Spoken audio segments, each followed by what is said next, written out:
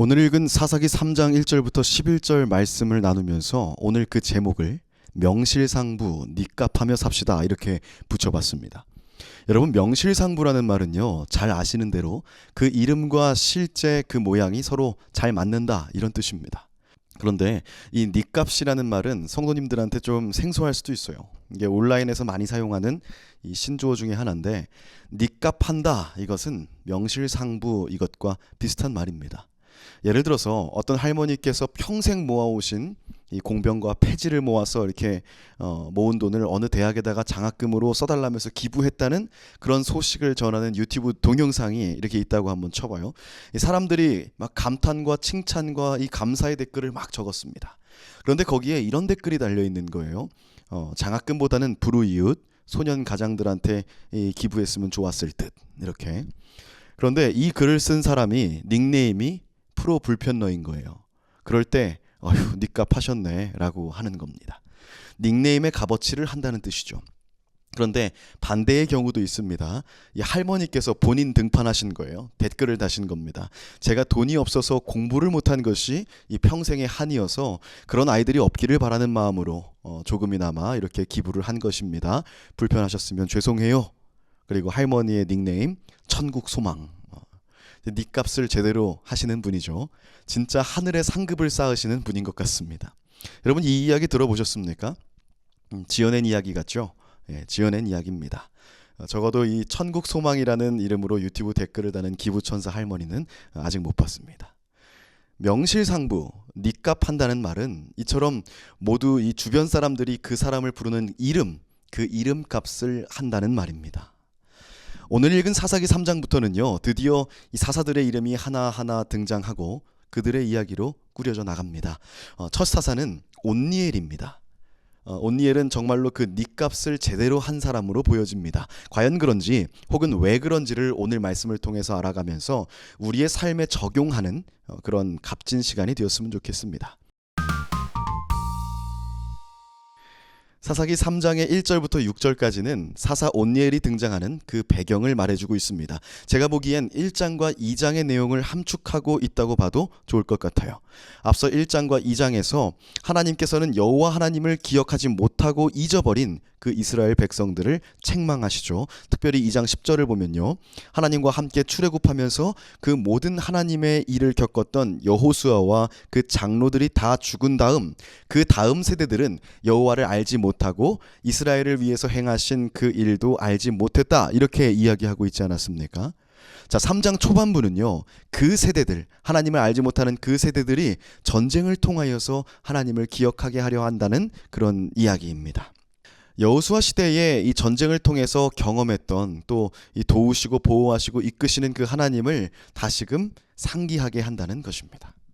자, 지난주 언급했던 길갈의 돌무더기 기억하시죠? 마치 그 길갈의 돌무더기가 그 하나님을 기억하는 매개체가 됐던 것처럼, 그 매개체로 하나님께서 하신 일을 기억하게 했던 것처럼 이 전쟁을 통해서 그들이 하나님을 기억하게 하려고 한다라는 것이죠.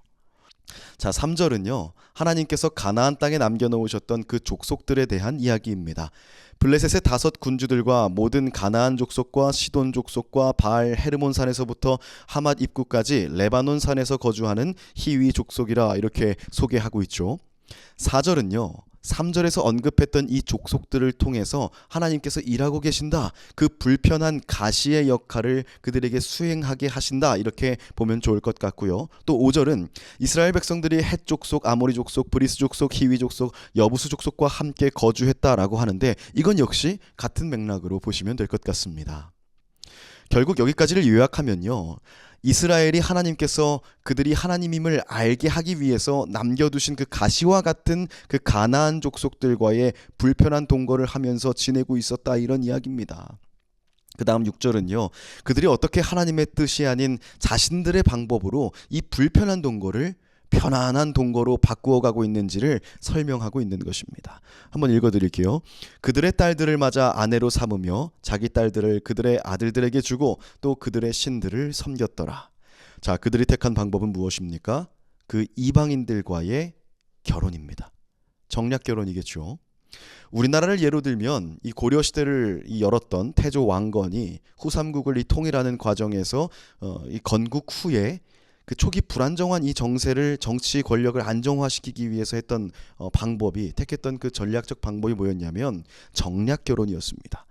각 지방의 힘 있는 호족들을 자기 편으로 만들기 위해서 그들의 딸들과 결혼한 것입니다. 이 가족이 되면요, 피로 맺어지는 혈연이 되지 않습니까? 그래서 서로 돕게 되고 공격하지 않게 되겠죠. 관계가 나쁘고 기분이 나빠도 서로의 아들, 딸들이 이 서로의 이 인질이 되니까 볼모가 되는 것이니까, 또 자녀를 낳으면 손자, 손녀들까지도 볼모로 잡혀있는 셈이 되니까요, 싸우기가 불편해지는 겁니다. 억지로라도 좋은 관계를 만들려고 노력을 하게 된다는 것이죠. 이스라엘 백성들은 그들의 가족이 되기 시작한 것입니다. 하나가 되기 시작했다. 더욱 급속하게 동화되어 갔다. 이 이야기입니다. 7절을 보면요, 그것에 대한 결과가 나오는데, 이스라엘 자손이 여호와의 눈앞에 악을 행하여 자기들의 하나님 여호와를 잊고 바알들과 아세라들을 섬긴지라. 이 6절의 그 결혼은요, 그들의 기술과 문화를 흡수하는 것은 물론이고 바알과 아세라로 대변되는 그들의 신들과도 하나가 된다는 것을 의미한다. 이것을 7절이 설명하고 있는 것이죠. 이것이 흡수한 것인지 흡수당한 것인지 그 경계가 불분명한 우상 숭배를 하면서 정체성을 잃어가기 시작했다는 것입니다. 이것이 유행이었고 그들이 택하고 합리화한 생존 방법이었습니다. 그들 사이에 이미 만연했다는 것이죠. 당연하듯 여겨지게 되었다라고 이해하시면 좋을 것 같습니다. 자, 8절은 이 모습을 보시고 하나님께서 내리시는 징계가 등장합니다. 여호와 하나님께서 이스라엘에게 진노하사 그들을 메소보다미아 왕 구산 리사다임의 손에 파셨으므로 이스라엘 자손이 구산 리사다임을 8년 동안 섬겼더니. 자, 메소보다미아 지역의 왕 구산 리사다임이 이스라엘 백성을 지배하게 하셨다라는 것입니다. 일단 메소포타미아라는 그 번역된 지역은요, 비슷해서 이미 유추하셨겠지만 지금의 메소포타미아 지역을 생각하시면 됩니다. 그런데 원어로는 이 메소보다미아라고 적혀 있는 부분이 멜렉 아람 나하라임 이렇게 되어 있거든요. 두 강을 끼고 있는 아람 지역, 이런 뜻입니다. 그래서 그 유프라테스 강과 티그리스 강 그 사이에 그 두 강을 끼고 있는 지역, 그것이 메소포타미아 아닙니까? 그래서 아마 그렇게 번역한 것 같아요. 마침 이 가나안 지역과도 지리적으로 가까이 있기도 하고요. 그래서 그 지역의 왕인 구산 리사다임도 등장하는데, 여기서 우리는 닉값을 하는 첫 번째 인물을 만나게 되는 거예요. 자, 구산 리사다임 하면요, 번역하면 두 배로 악한 구산, 이런 뜻입니다. 그럼 메소보다미아의 구산 리사다임 이렇게 하면요, 두 강을 낀 지역의 왕, 두 배로 악한 구산, 이렇게 되는데요. 라임, 이 운율이 살아나지 않습니까? 여러분, 사실 이 구산이라는 왕이 역사적으로 누구를 지칭하는 것인지는 사실 알 수가 없습니다. 실제로 존재한 왕의 이름인지 알기 쉽지 않습니다. 그런데 도대체 왜 사사기를 기록한 역사가들은 이러한 유치한 이름으로 이스라엘을 괴롭히는 왕의 이야기를 적었을까요? 이것은 그의 이름을 통해서 하나님께서 내리시는 징계의 가혹함을 드러내고 강조하고 싶었던 것으로 보입니다. 아마 그럴 겁니다. 시 같은 문학 작품을 볼 때면요, 라임을 살리면 이렇게 운율이 생기면 그 의미와 느낌이 강조되지 않습니까? 이 사사기의 저자는요, 아마도 그 사람이 실존 인물이었는지 정말 메소포타미아 사람이었는지 사실 관심 두지 않았을런지도 모릅니다. 하나님의 징계를 더 잘 드러내려고 아마 그들을 괴롭혔던 이방 나라 왕의 그 실제 이름을 재미있게 바꾸어서 풍자했을 것으로 보입니다. 그런데 이 구산 리사다임은요, 명실상부 닉값을 합니다. 이름처럼 이스라엘 백성들에게 두 배로 악하게 고통을 주었고요, 무려 8년 동안이나 그들을 지배했다고 8절은 이야기하고 있습니다. 자, 그 다음 9절을 보니까요, 이제 그 이름처럼 독한 왕의 통치에 힘들어하던 그 이스라엘 자손이 그제서야 여호와를 찾죠. 울부짖습니다. 마치 우리가 힘들 때만, 어려울 때만 주님을 찾는 것처럼 말이죠. 하나님께서는 그들에게 기회를 주셨을까요? 주셨을까요? Yes or yes. 답이 정해져 있죠. 네, 주셨습니다. 사사를 보내서 기회를 주셨다고 우리 1장 2장 보면서 미리 우리 알고 있지 않습니까? 부모님이 자식이 잘못했을 때 꾸지람을 하지만 버리지는 않는 것처럼 자비의 하나님께서는 그들에게 기회를 주십니다. 그 첫 번째 사사가 바로 온니엘입니다. 그런데 지금 우리가 온니엘 이야기를 하려고 1절부터 11절까지 읽었는데 벌써 9절까지 왔습니다. 온니엘의 이야기는 9절에 등장하고 11절에 끝나요. 9, 10, 11 이렇게 3절 만에 끝나는 겁니다. 자, 9절 하반절에는 온니엘의 스펙이 나오는데 여호와께서 이스라엘 자손을 위하여 한 구원자를 세워 그들을 구원하게 하시니 그는 곧 갈렙의 아우 그나스의 아들 온니엘이라. 하나님께서 이 사사의 역할을 할 사람을 세우셨는데 그는 갈렙의 동생 그나스의 아들이구나, 이 정도 알 수 있습니다. 자, 그 다음 10절, 여호와의 영이 그에게 임하셨으므로 그가 사사가 되어 나가서 싸울 때에 여호와께서 구산 리사다임을 이기게 하셨다. 자, 그 다음 11절, 사사 온니엘이 구산 리사다임을 물리쳐서 40년 동안 평화가 왔고 온니엘은 죽었다. 이렇게 정리되는데요, 이게 온니엘에 대한 이야기의 끝입니다. 좋아요. 자, 이 짧은 3절 안에 줄거리는 나왔습니다. 하나님의 영이 온니엘에게 임해서 백성을 괴롭히던 그 구산 리사다임을 무찌르고 40년간 평화의 시대를 이끌어냈다. 그가 하나님의 영을 받아서 해낸 일은 이제 나와 있으니까 그렇다고 쳐도 너무 이야기가 그의 이야기가 너무 없습니다. 영화로 따지면 그 주인공을 소개하고 개연성을 만들어주는 어떤 프롤로그가 있어야 되는데 지금 없는 거예요. 우리는 궁금하죠. 대체 왜 하나님은 그 많은 이스라엘 사람들 중에서 온니엘을 특정해서 사사로 세우셨을까? 선택하셨을까? 아쉽게도 성경은 이것에 대한 명쾌한 답을 주고 있지 않습니다. 그런데 우리는 이 온니엘의 스토리의 그 프롤로그를 앞선 1장에서 볼 수 있습니다. 3장에 도착한 우리 이 독자들의 상상력을 자극해 줄 만한 내용이 이미 등장했었어요. 자, 1장 11절부터 13절의 내용인데 그 내용이 이렇습니다. 1장에서 이 갈렙이 속한 이 유다 지파가 가나안 족속하고 대치할 때 가장 먼저 선봉으로 싸우게 되거든요. 그때 헤브론 지역을 점령하고 나서 이제 드빌이라는 지역도 공략하려 들어가는데 거기서 그 공략이 잘 되지 않는 거예요. 너무 튼튼한 겁니다. 너무 강력한 거예요. 그래서 그들의 지도자 갈렙이 저 드빌 땅을 점령하는 자에게 내 딸 악사를 주겠다라고 했다는 거예요. 악사가 이름입니다. 자, 갈렙에게는 그나스라는 동생이 있었는데 그나스의 아들이 온니엘인데 그 온니엘이 거기를 점령했습니다. 온니엘은 여기서 처음 등장한 거예요. 그래서 그 갈렙이 그의 딸 악사를 이제 결혼하게 했다는 거죠. 온니엘이랑 악사가 결혼했다는 거예요. 이게 무슨 말이냐? 온니엘은 가나안 족속하고 정략 결혼하지 않았다라는 거예요. 이스라엘 사람이랑 결혼했다는 겁니다. 근데 온니엘은 갈렙의 동생 그나스의 아들이잖아요. 그러니까 사촌지간에 결혼했다는 것인데, 근데 이게 이것에 주목하자는 게 아니고 이방인과 결혼한 것이 아니라 정략 결혼하면서 그들과 동화되려고 하는 것이 아니라 그 뿌리를 지키려고 했다는 것을 우리가 주목해야 돼요. 당시에는 이 친족끼리 결혼하는 건 흔하고 잘못된 일이 아니었으니까요. 근데 여기서 주목할 것은 뭐였냐면 온니엘이 갈렙의 집안, 즉 이스라엘 지도층의 가문이었다는 겁니다. 근데 그 당시에 이스라엘의 지도층들은 당시 어떻다고 했습니까? 지도자뿐만 아니라 거의 모든 백성들이 이 경제적 융택함을 쫓아서 그 땅에서의 안전함을 보장받을 목적으로 정말 지극히 현실적인 목적으로 가나안 족속과 결혼해서 실리를 취하던 그 시대 아닙니까? 그게 유행이었어요. 그런데 그 유행이 하나님 보시기에 악했던 거죠. 온니엘은 그 악한 유행을 따르지 않은 사람입니다. 하나님의 사람으로서의 그 정체성을 지킨 사람이라는 거예요. 우리는 여기에서 하나님의 마음을 한번 상상해 볼 수 있습니다.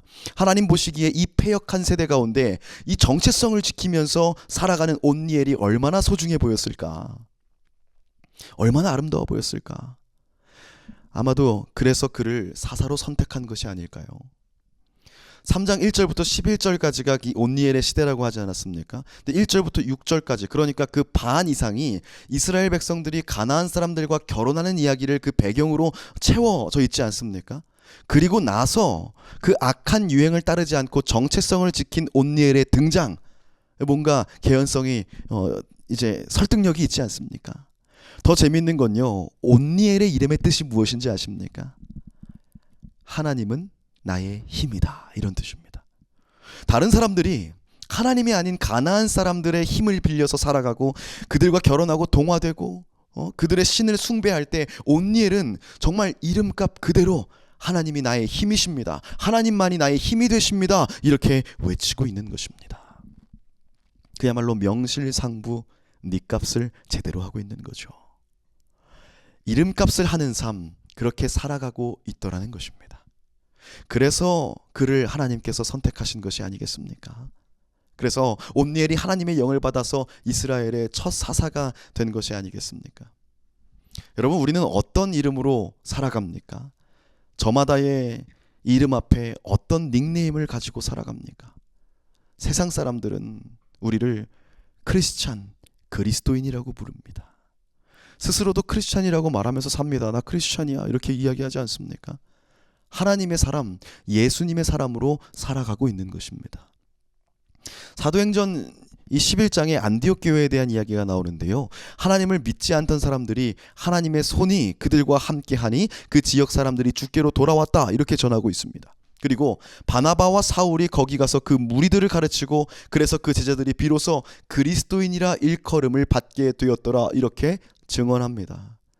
그들이 주께로 돌아왔을 때, 그들이 하나님을 배우고 알게 되었을 때, 그래서 하나님 뜻 가운데 살아갔을 때 그 변화된 모습을 본 사람들이 그들에게 그리스도인이라는 별명을 붙였다는 거예요. 그들을 그리스도인이라고 불렀다는 것입니다. 그러면 우리는 이 그리스도인이라는 그 별명에 걸맞게 살아가고 있냐를 우리 한번 고민해 볼 필요가 있지 않겠습니까? 하다못해 오늘 등장했던 구산 리사다임도 자기 이름에 걸맞는 삶을 살았습니다. 2배로 악한 왕 구산, 그렇게 살지 않았습니까? 그런데 우리의 이름은 리사다임이 아니지 않습니까? 마치 온니엘이 자신의 이름처럼 하나님은 나의 힘이시다, 이렇게 고백하면서 이름과 같이 그렇게 살아냈던 것처럼 우리는 그리스도인으로 살아가야 할 줄로 믿습니다. 여러분, 마태복음 5장 14절 말씀에는요, 제가 참 좋아하는 말씀인데, 너희는 세상의 빛이라 산 위에 있는 동네가 숨겨지지 못할 것이요, 이렇게 되어 있어요. 예수님께서 하신 설교잖아요. 우리는 마치 그 산 위에 있는 동네의 그 사람들처럼 그 산 아래 사람들에게 훤히 다 보여진다는 거예요. 아래 동네 사람들은 그 위에 있는 사는 사람들 뭐 하고 있는지, 고기 구워 먹는구나, 뭐 하는구나 다 보일 거 아닙니까? 그런 것처럼 오픈되어 있다는 거예요. 그렇게 우리가 우리 이름 붙이는, 그리스도인이라고 이름 붙이는 그들에게 보여집니다. 우리의 삶이 보여지고 있다는 거예요. 우리가 가슴에 십자가라는 그 은혜를 붙이고 사는 한 하나님을 모르는 사람들에게 우리는 늘 드러나 보입니다. 그래서 그 이름처럼 크리스찬, 그리스도인답게 살지 못했을 때, 명실상부 그 닉값을 못하고 살아갔을 때 우리는 그들에게 더 크게 비난받고 더 나아가서는 하나님의 영광을 가리게 됩니다. 여러분, 이 사사 온니엘이 그 패역한 세대들 가운데 하나님의 이름을 선택하고 하나님의 사람으로서 살아간 것처럼, 그래서 하나님께 쓰임받아서 삶으로 하나님께 영광을 올린 것처럼, 우리 또한 이 세대 가운데 이 악한 유행과 가치관을 따르는 것이 아니라 하나님의 길, 하나님의 가치관을 따르며 명실상부 크리스찬으로서 그 이름값하며 살아가는 저와 여러분이 되기를 축원합니다. 축도하겠습니다. 이제는 우리 주 예수 그리스도의 무한하신 은혜와 하나님의 크신 사랑과 성령님의 인도하시고 교통하심이 명실상부 크리스찬답게 살아가기로 다짐하는 여기 머리 숙인 오이지 청년들 가운데 영원토록 함께해 주시옵기를 간절히 축원하옵나이다. 아멘.